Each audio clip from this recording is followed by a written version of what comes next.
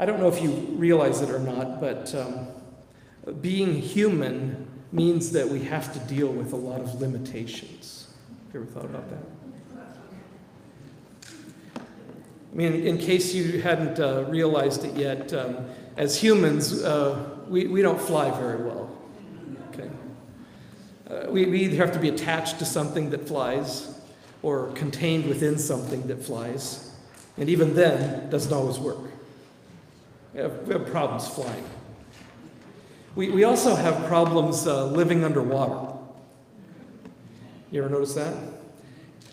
I mean, even though in 2012, a German freediver by the name of Tom Sieras, he held his breath underwater. It's the world record for holding his breath underwater. You ready for this? He held his breath underwater for 22 minutes and 22 seconds. Now you think, well, you all did that. Whoa. That's because most of us, 30 seconds we're dying, right? So 22 minutes and 22 seconds, but you realize that if that was your entire lifespan, you'd have a shorter lifespan than the average common housefly, right? We're limited. Maybe a little more philosophically, do you know that it's really impossible for us to stand in the light and stand in the dark at the exact same time? You literally can't do it. Because darkness and light are incompatible. You can't be in both at exactly the same moment. Now, truth is that we really can't do more than one thing at a time. I know that that'll rub some of you the wrong way because you are priding yourself that you're a multitasker, right? You realize that research shows that really your brain can only do one thing at a time. So if you think you're a multitasker, all that means is you're really good at switching from one thing to the next and then back again, but you're never thinking about two things at once. Sorry. We're limited. We have all kinds of limitations. Jesus added to the list of things that we're just limited about, things that we can't do. And here's what he said. He said, no one can serve two masters. He said, either you'll hate the one and love the other, or you will be devoted to the one and despise the other. You can't serve both God and money.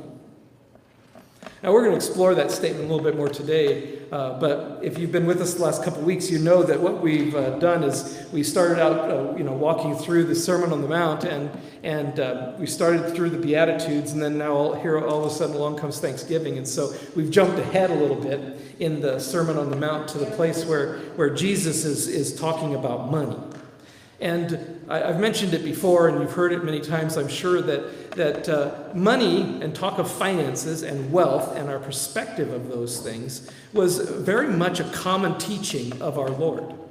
I mean, Jesus taught a lot about money. And so if you just take that as it is, you realize that if money was not an important topic, Jesus wouldn't have talked about it as much as he did. But since he did, then there must be something super important about us understanding wealth and how we manage money and things like that from God's perspective. I mean, so much did Jesus talk about this. All the Bible scholars who love to count verses on different topics would tell you that Jesus taught, and the scriptures have about 500 verses where Jesus talked about prayer, for instance. 500 verses.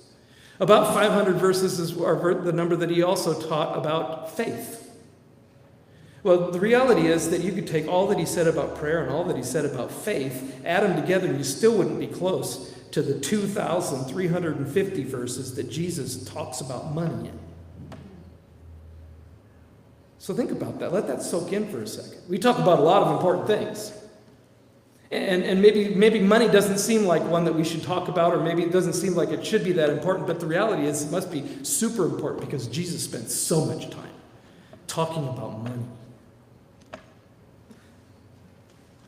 I think I mentioned it last week that I don't think Jesus talks so much about money because there he was, in the wilderness when he was living in poverty, really. During his ministry years. I don't think he talked so much about money because he was constantly on the fundraising trail, where he got a great group of people together and he knew that the coffers were a little bit empty and, Judas was probably taking more than he needed to and all that. That's a different story, right? But I don't think that he was continuously talking about money simply because he needed money. I don't think that was it at all. I don't think that was his motivation in the least. I never, ever get the sense that Jesus was trying to guilt people or manipulate people into giving money, for his ministry, or for that matter, for the kingdom of God. Because God owns the cattle on 1,000 hills, the scriptures teach us. God doesn't need our money. But yet Jesus talks a lot about money. Why?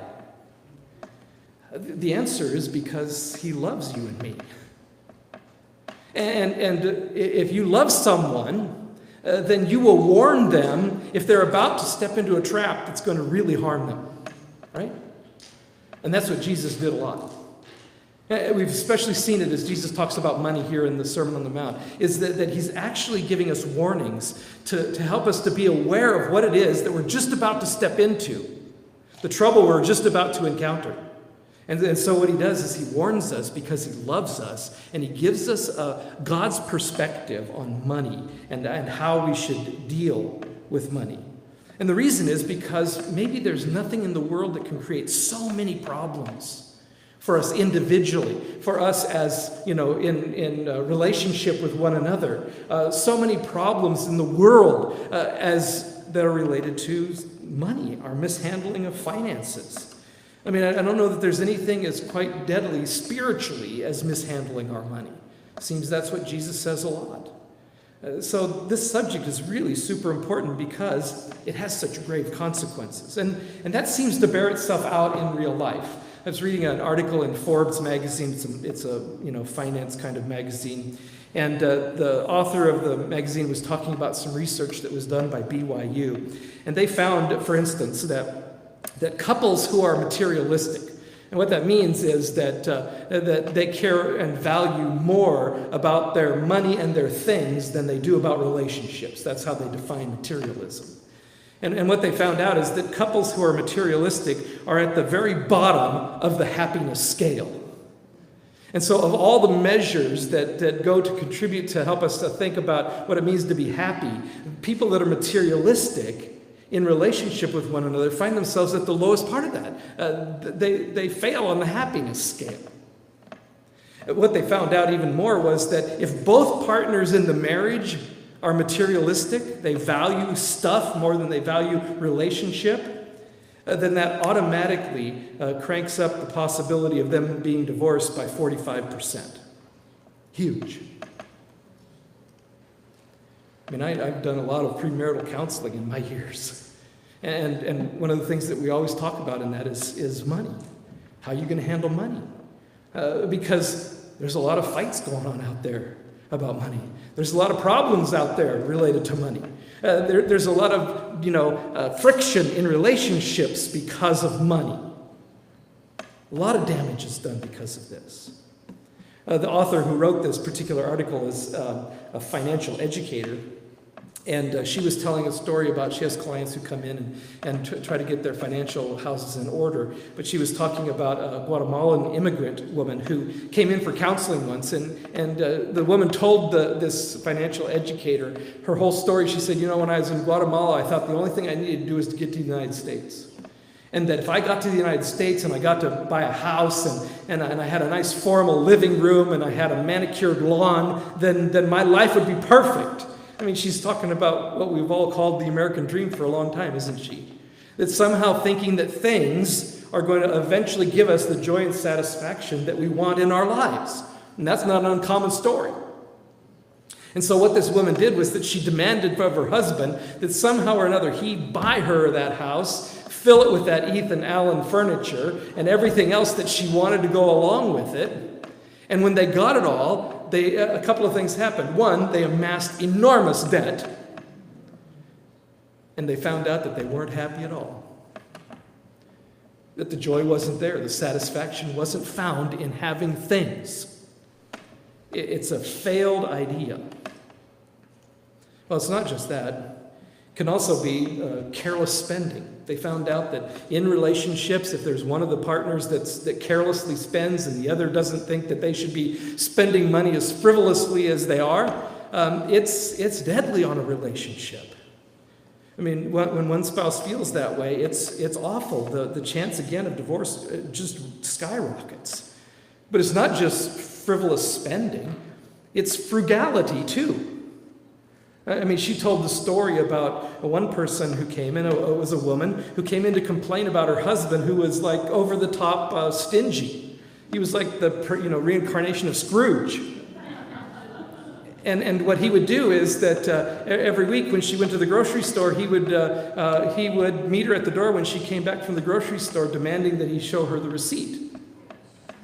And he would take the receipt from the grocery store and he would go into his study and he would take with him all of the grocery store advertisements from the week.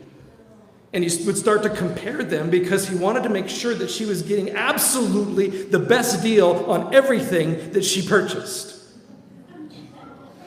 And if she didn't, well, then he would chastise her and he would berate her and just create all kinds of friction in their relationship. In spite of the fact that she was working a full-time job outside of the home, trying to raise 2 little boys, he wanted her to go to every single store there was so that she could absolutely get the best deal on everything that they purchased that week. That's crazy. So imagine the friction that would be caused in a relationship as a result of that. I mean, so in the end, what you see is that what's fascinating is that these stories really are not related so much to how much or how little money you have, but the perspective that you have about money. Right? And that's what Jesus has been just kind of hammering on in this particular section of the Sermon on the Mount. He wants us to have this proper view of money. It's funny that Jesus never really talked about how much money we should accumulate. And really, he never talked about how much money we should give away. Because Jesus knew those were not the most important questions. The most important question is our perspective of wealth, of things. We know we need money, right? We absolutely need to have money in order to survive. But Jesus never said how much you should have or how much you should give away. What he cared about was our view of money. And so that's what we've been really seeing over the last couple of weeks. 2 weeks ago, we saw Jesus say things like, you know what, it's not a problem to accumulate money. The question is whether you're investing that money in a place where it will be secure. And Jesus basically says, isn't it kind of foolish to take this hard-earned money of yours and invest it in the world's banking system? Knowing that either now, next week, the next, market, free fall, you're going to lose lots of money. And by the time you take your last breath, at that moment, you're going to lose everything that you had accumulated here. You take nothing with you. He said, so isn't it an interesting idea that we have this opportunity, I guess, to pour our money, investing it in the world's bank system? Jesus said, I got a better idea. Why don't you invest some of that into the bank of heaven, where moth doesn't destroy it, where thieves can't steal it. It just would make sense that you do that, where you can accumulate that treasure of yours in heaven, and it'll be waiting for you when you get there. Jesus said, it seems to me that makes a lot of sense. And so what's he talking about? He's talking about the resources, the 3 resources we always talk about. He's talking about our money, he's talking about our time, he's talking about our talents, our spiritual gifts, the natural God-given talents that we have. And basically what Jesus is saying, hey, you know what? Give money to your church. He said, take your time, invest some of your time in loving someone else, in meeting their needs. And then take that spiritual gift that God has given you by the Spirit of God that lives in you and use your spiritual gift in order to build up the body within the church and to take that gift out even into the community at large and use your gifts and your talents in order to be able to share the love of Christ with others. He says those things, investing resources in those ways, begins to accumulate this treasure in heaven. He says, and it would make sense that you'd put it in heaven rather than here on earth. because it'll never be lost there. I like how Randy Alcorn, I've quoted him a couple of times in this last 3 weeks, but he said this. He says, every day, the person whose treasure is on earth is headed away from his treasure. But the person whose treasure is in heaven is, every day, headed toward his treasure. Isn't that good? Because if you think it's all about here and now, you're moving fast away from your treasure. But if you know that it's there, you're moving towards it every single breath you take. And so Jesus counseled us to be smart at investing the resources that God gives us. Jesus also, that first week, we just touched on it, but what Jesus said was that, you know what, our hearts are tied to our treasure. Wherever your treasure is, he said, that's where your heart is also. And so he was saying, you know what, if your treasure is here on this earth, and you're captivated by gaining and accumulating wealth or things, and all your goals are all about what you can get next, he said that there's no question about what direction your heart is going to be traveling. It's going to be moving towards the world, the values of the world, and everything that the world is about. And trust me, God and the world are really in opposition to one another. And so, as you move more and more towards the world, your heart is moving farther and farther away from God. But the opposite is also true. That if you say to yourself, hey, you know what, I'm going to invest my life. I'm going to invest my treasures. I'm going to invest my time. I'm going to invest my talents that God has given me and things that God wants me to do. If we move in that direction, we're really putting our treasure then in heaven, and we're moving closer and closer to God in the process. And so we say to ourselves, wow, how can I feel close to God? Pretty easy. Start investing our treasure in the right place. It makes all the difference. And so Jesus was talking about that. And then last week what we saw is that Jesus was said, yeah, sure, where your treasure is, that's where your heart will be also. But he said it's not just about your heart. It's also about your eyesight.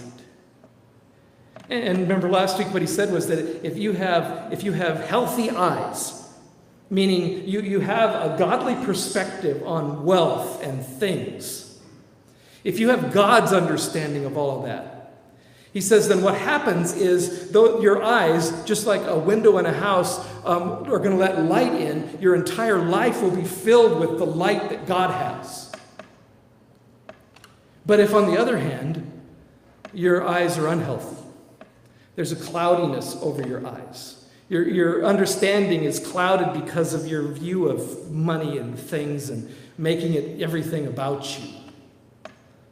He said then that covering, that cloudiness is going to cause darkness instead to fill your heart.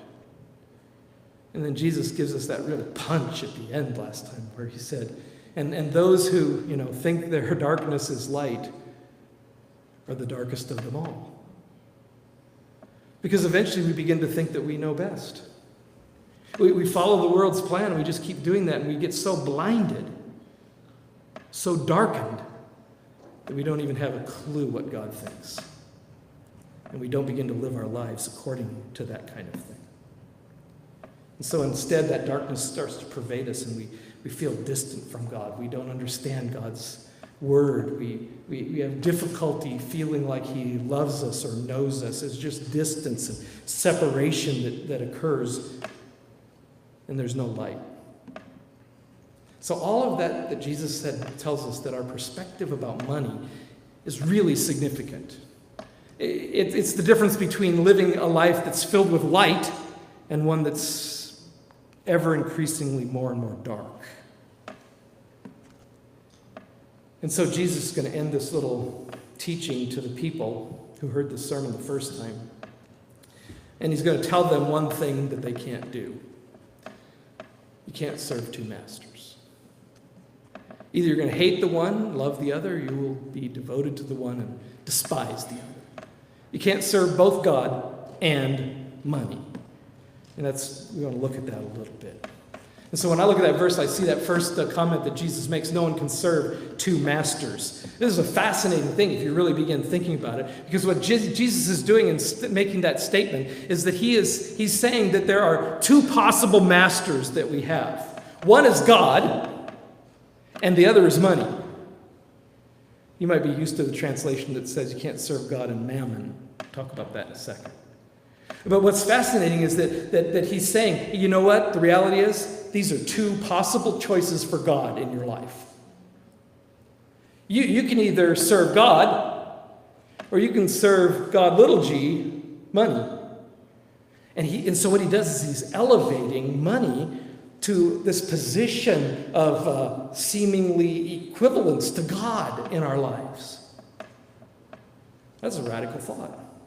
I mean, I think that's why a lot of translations will say mammon, because that's what it says in the Greek. So you can't serve both God and mammon. Mammon really just refers to wealth. That's why this particular translation says money. That's good. But it's almost as if Jesus is using mammon like it's a proper noun. You know, it's a name of something. It's like the name of another alternative God that you could choose to worship. And so he says, here are your two choices. And he says you can't serve them both. It's impossible. You're going to serve one and not the other, be devoted to one, not the other, love one, not the other. I mean, if you think about it, the question I asked is, why would Jesus, I mean, I get why he would say God is God, but why would Jesus kind of equate money with God, little g? Now, then you start thinking about it and you begin to realize, well, I get it now. Because the reality is that we have this bent in us towards worshiping wealth. Don't we? I mean, we love it. We protect it. We always want more of it. We rely on it. We put our faith in it. We seek the protection that more and more money can give to us. We look for money to give us peace. We look for money to give us joy. We believe that it can provide all the satisfaction that our hearts have hungered for so long. We believe that money can keep us from harm. What happens is that money grips our heart. It motivates our actions. Our emotions become tied to it. It becomes, in essence, this God in our lives without us even thinking about it. Way too easy. So I don't think we can ever think of money as just some thing, some inanimate object, right? Money is not just a piece of paper. Money is not just a hunk of metal. Money has some kind of power, certainly a power over us, that can very easily tempt us and lure us into its darkening trap. It's almost as if, as some people say, money becomes the object of our worship. And wouldn't we say that's God? And so Jesus says you can have one master. God, capital G. Money, a God with a little g. You can't have both. What Jesus says in that passage there, in the Sermon on the Mount, is this. He says, no one can serve two masters. Those of you who have been around church a long time, you undoubtedly know probably what that word serve is in the Greek. It's the word doulos. Ever heard that word before? Doulos is the word for bond servant. So what Jesus is saying is that you can't be the bondservant of both of these. Being a bondservant was the highest level of servitude. It basically displays the fact that a person who is a bondservant to another is the person who is completely and totally committed to their master. There's no other competitors. No competitors for time, no competitors for resources of any kind. If you are the bondservant of a master, they have all of you. So everything that you have and everything that you are is at the disposal of your master. And Jesus says you can only have one of those. And so it's because of this idea of doulos, this bondservant idea, that really everything that Jesus begins to make sense, because it's impossible for a bondservant to have one master and then have like a part-time job on the side. Can't do that. You can't have both. And so to get practical, we can't be a servant of God and have any kind of commitment whatsoever to wealth. Either God is our master or not. Can't have that foot in both places. There was a pastor, previous generation, named D. Martin Lloyd-Jones. He pastored in London in the last generation. And in a message that he taught, he just was brutally honest. He said this. He says, if a materialistic outlook is controlling us, we are godless, no matter what we say. It's like, ouch. It's nothing different than what Jesus said. You can only serve one master. And so if the master that's controlling us is our wealth and our possessions, and we value all the stuff of this world, then the only option is that we're godless. We don't have God. Our God is here. It's so...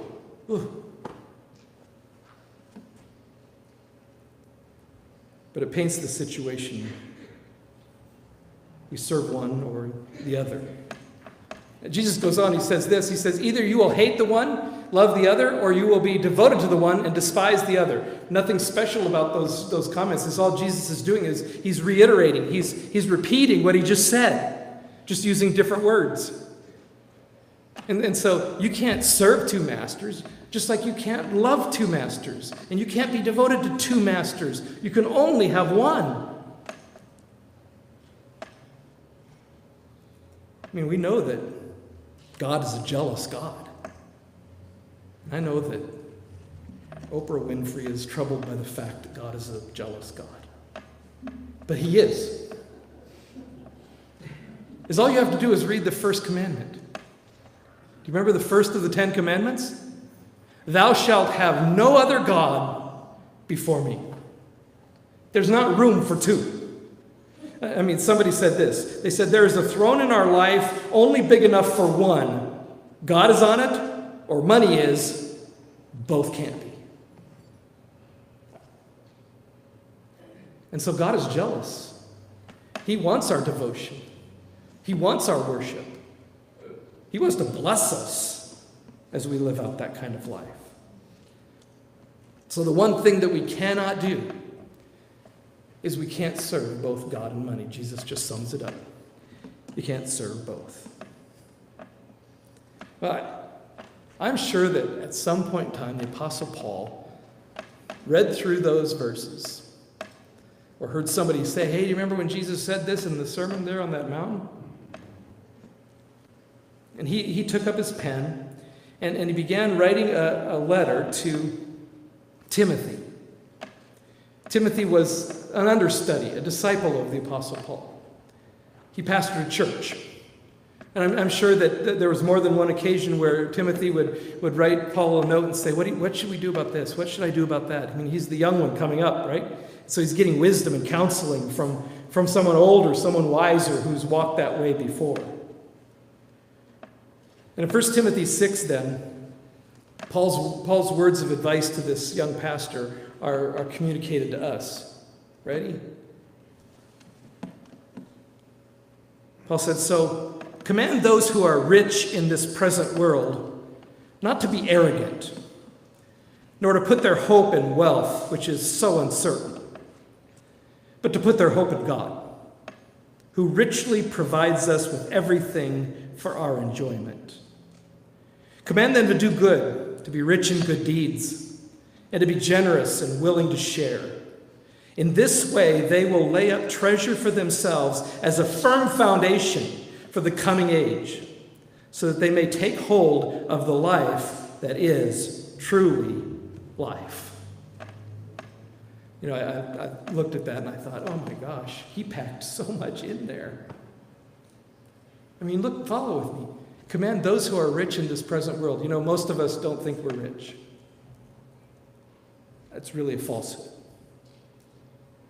Statistics will tell you that probably the poor of us here is richer than the vast majority, billions of people on the planet right now. So don't say, well, I'm not rich, so he can't be talking to me. He is. He's talking to all of us.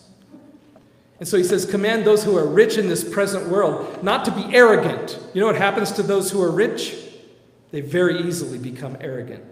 They're not humble, like we were just praying about.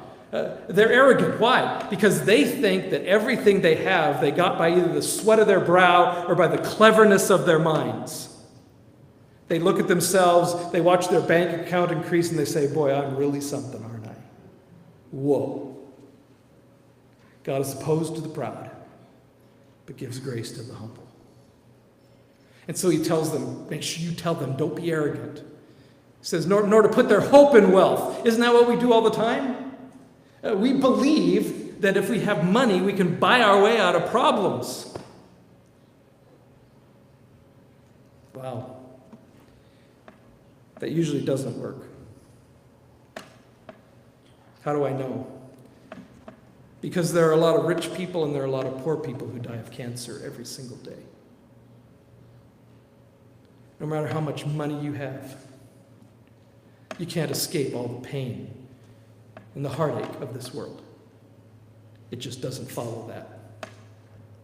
And so he goes on, he says to make sure they put their hope in wealth, which is not to put it there, because it's so uncertain.